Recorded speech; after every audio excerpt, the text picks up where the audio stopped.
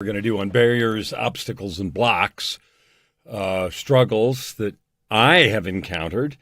They're certainly not all the struggles that I have or you have encountered, but they're all we're going to do right now.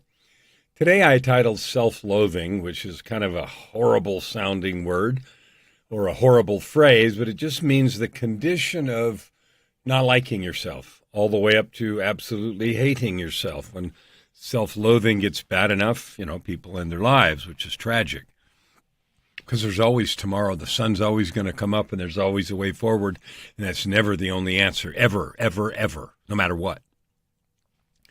But anyway, self-loathing is a real thing, and it starts with small amounts. Well, I can't stand myself. I don't like the way I look. Oh, I look in the mirror. Oh, yuck. I'm too skinny, fat, tall, short, whatever. Don't look good in these clothes. Oh, I got my complexion, whatever it is, right? Oh, that scar is still there. I'm mad because how come I have this crooked nose? And, it goes on and on and on. And remember, our goal here, what is our goal? Our goal is to help you live in purpose, prosperity, and joy. Are you living every day with excitement and joy? If you're not, that opportunity is here, right now for you.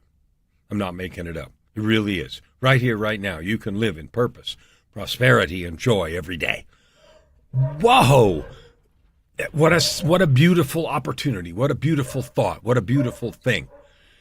That's fabulous. And my dog is in purpose, prosperity, and joy up there right now. So excited about something going on. And that's okay. We'll just let him enjoy it. He's not having any of this self-loathing stuff. I'm sure that's because someone's knocking on the door. That's okay. It's just part of real life.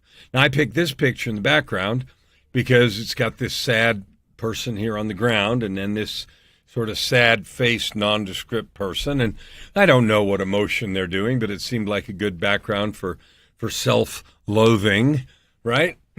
For me, that was the ultimate addiction. I was addicted to hating myself. I needed to prove over and over again that I was bad. That came, I could make up reasons, but I had the abuse that I talked about a few episodes ago, and I didn't get any help, and so nothing changed. And that morphed into full-blown self-loathing. And that meant that every time I had, for me, I'm not saying it meant for anybody else, but every time I had success, I believed I didn't deserve it, so I was going to trash it. So I wrecked relationships, I lost jobs, I wrecked opportunities, I wasted money, I had full-blown addictions, and on and on and on and on. And the driver was a need to prove I was bad. Now, all that is the antithesis of purpose, prosperity, and joy. But I was so busy married to my self-hatred, self-disgust, that I didn't even do anything else. I kept proving to myself over and over again that I was worthless, that I was terrible, that I didn't deserve anything good. Over and over again, day after day, week after week, month after month, year after year, and that went on for 35 years. Now, there were periods of good, don't get me wrong. I created big financial success, and I got, big career success, jobs, and made good money, and so there were times of success, and then after I would have that, I would say, well, I don't deserve this. I didn't consciously think it. I don't deserve this, so then I would sabotage it gradually until I lost it. And that was true with relationships. Married and divorced 3 times and wrecked some other relationships too. So, 5 or 6 relationships that could have been, right? 3 were official marriages and some others that could have been. And I wrecked them again and again. Jobs, money, career, wreck.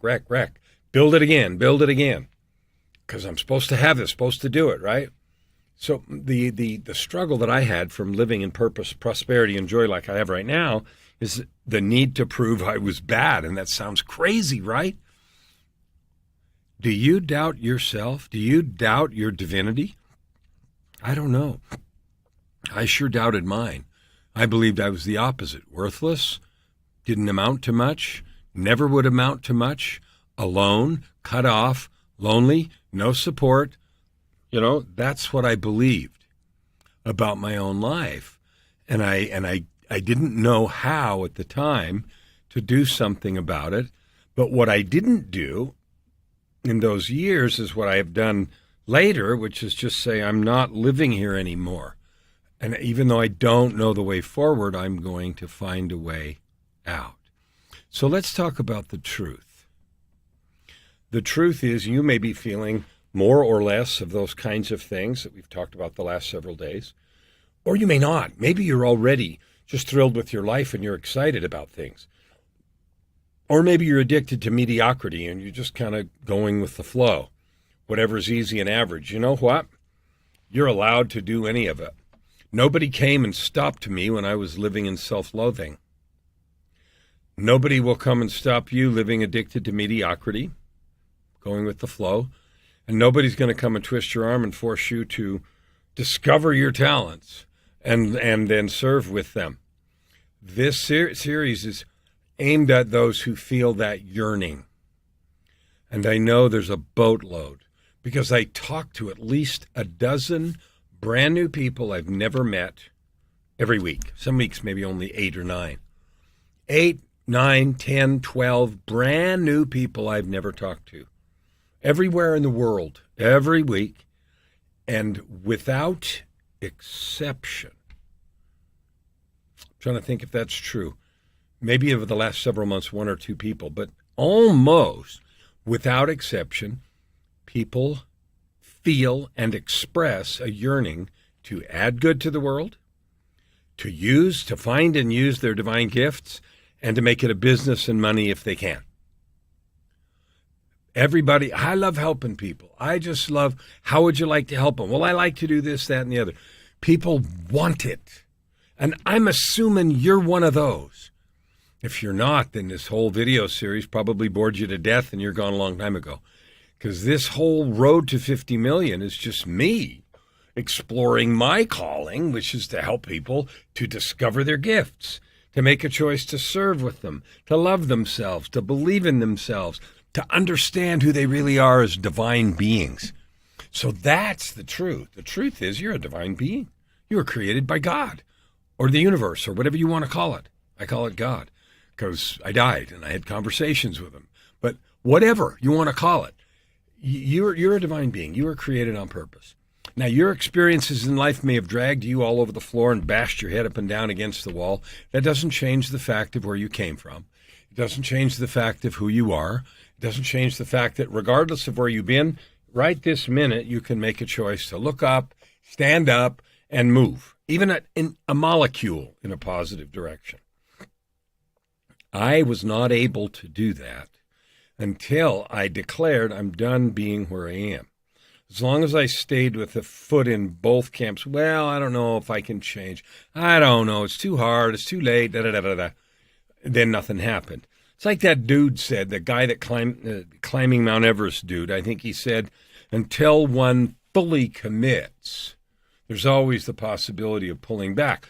And then he went on and said, and I'm paraphrasing it badly, I think his name's Murray, as soon as one absolutely commits, then the universe moves too. Wow. What a thing. When you absolutely commit, the universe moves too. Well, I found that to be true. I found it to be true not only for me, but for others, many others. And you are the same. So there's a statement in part of my personal truth statement document that says this. Now, you know, it says guided and nurtured, and I'm talking about myself here, guided and nurtured by God through the valley of death and refined in fires of abuse, addiction, depression, and self-loathing, I am become alchemy, lover of people, healer of souls, magnifier of prosperity. So that's the way I choose to look at those things that we've talked about over the last 4 days. They have happened. They were vicious and unrelenting, and they have refined me. They have made me more patient, more compassionate, and they have reinforced my certainty that we're all divine beings and that no matter where we've been, we can go forward and upward. Sometimes I joke and say, if there was ever a person who should have been left at the bottom of the canyon, I was the poster child. And I say that not as an excuse or anything else, but as by way of encouragement. It doesn't really matter where you've been. Are you breathing? Are you willing to metaphorically or actually slam your fist or put your foot down and say, I'm done settling for mediocrity. I'm done living with accepting less than I am. And even if I only move a molecule a day, I'm moving. Now, a molecule is pretty small, maybe a millimeter, even if I only move a millimeter. So we have this idea that everything ought to be solvable in the length of a TV sitcom. It's not. Progress can be slow, but it cannot be stopped. Progress can be agonizingly slow, but no one can prevent you from moving forward, even a little, toward your ultimate life, toward your destiny, toward serving with your gifts. No one can stop you. Only you.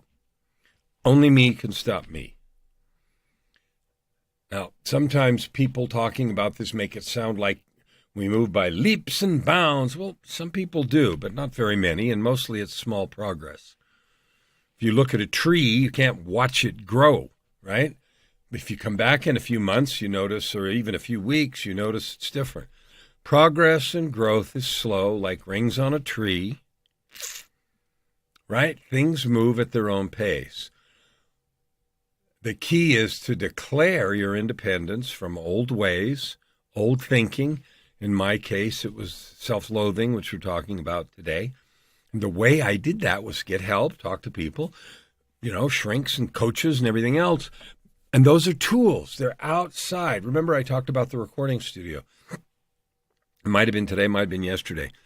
I have all this gear, recording and microphones and expensive gear, but it doesn't do any good at all unless the person singing believes in themselves, because then the song isn't true.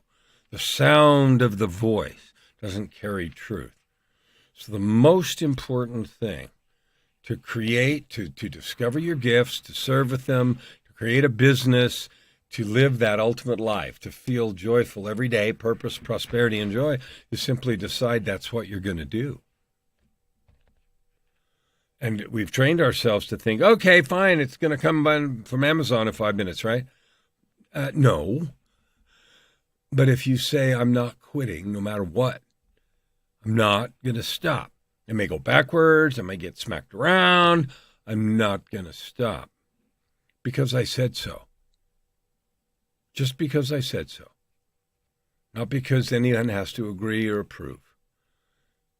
All of that forward motion, even if it's a little or a lot, can be yours, and there's truly no limit to what I can do or what you can do. Because even at small amounts over 1 million days is a big distance. And this 50 to 100 years we have here is just a fleck in the eternal scheme of things, in terms of we know we've been somewhere and we know we're going somewhere. We feel that. So I want to just give you every piece of love and encouragement that I can. You're great. You're beautiful. I'd love to meet you in person. I'd love to see you. Will you allow me that? Will you connect? Will you talk with me? Will you tell me where you've been? Will you tell me how you're living with your gifts and talents right now? Or if you're struggling or striving, I want to know. Because how can I help 50 million people if I don't get a chance to meet them? I'm doing these videos because I want to reach a broad audience.